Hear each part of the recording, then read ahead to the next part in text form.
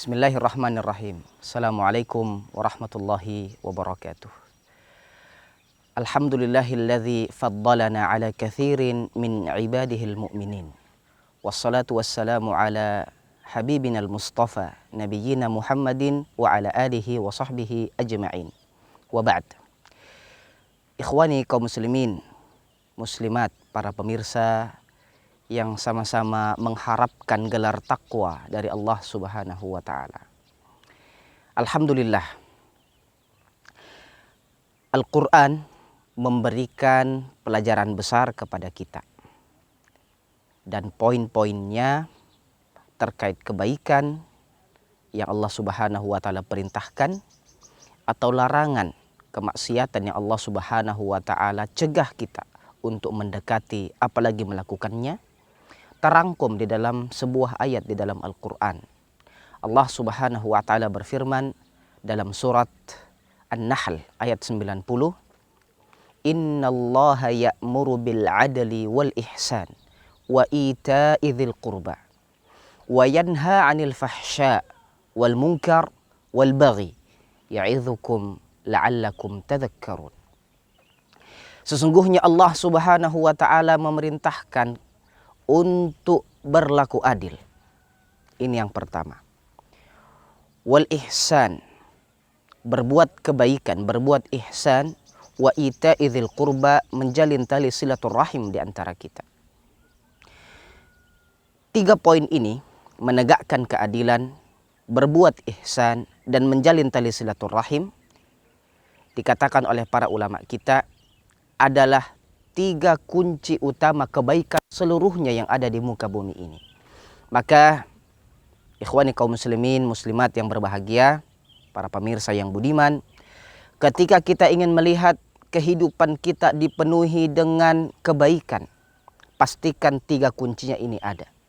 Tegakkan keadilan dalam semua makna keadilan tersebut, kepada diri kita secara pribadi, kepada keluarga kita, ketika kita diamanahkan sebagai kepala rumah tangga, seorang bapak, seorang ayah, seorang suami, tegakkan keadilan kepada keluarga kita.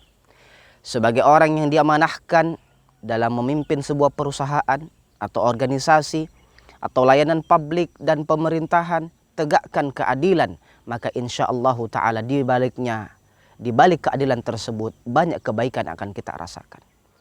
Yang kedua adalah al-ihsan, berbuat ihsan.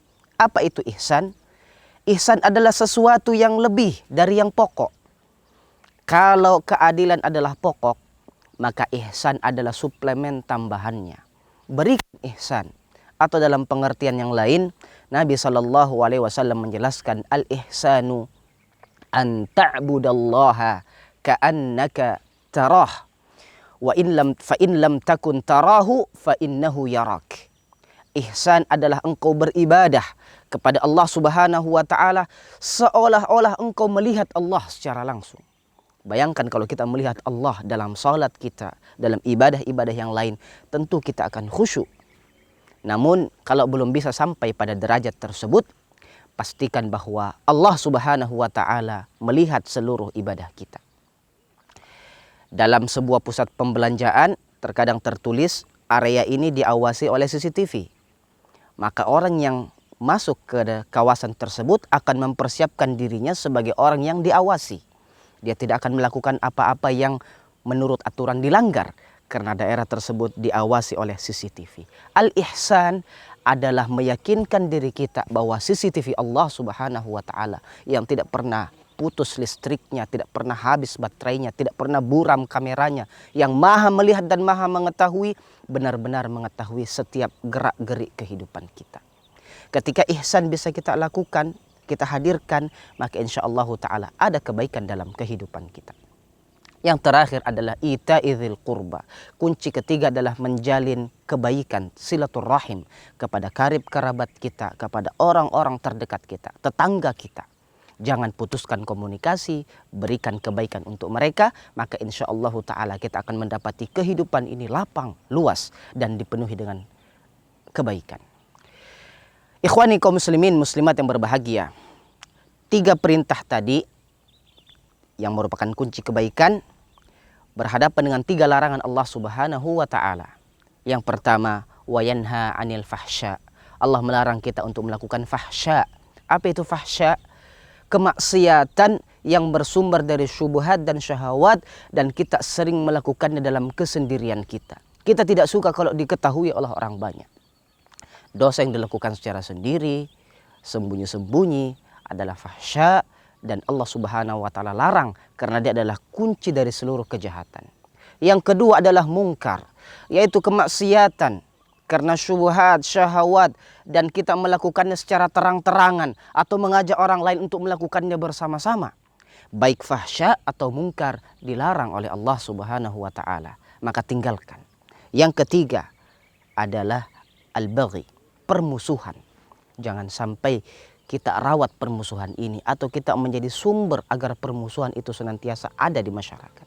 Ketiga-tiga larangan ini bisa kita hindari, para pemirsa dan ikhwah sekalian, maka insya Allah ta'ala kehidupan kita akan dipenuhi dengan kebaikan dan kita akan tidak melihat kejahatan itu ada dalam perjalanan hidup ini. Ya'idzukum la'allakum tadhakkarun.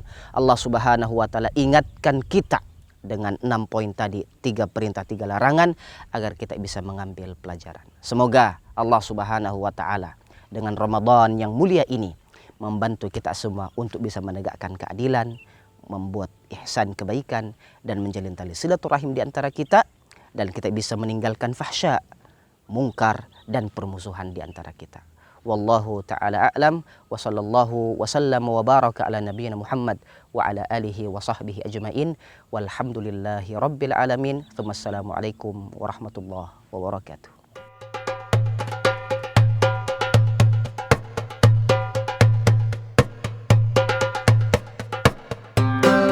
Terima kasih sudah nonton. Jangan lupa like, subscribe, dan share ya.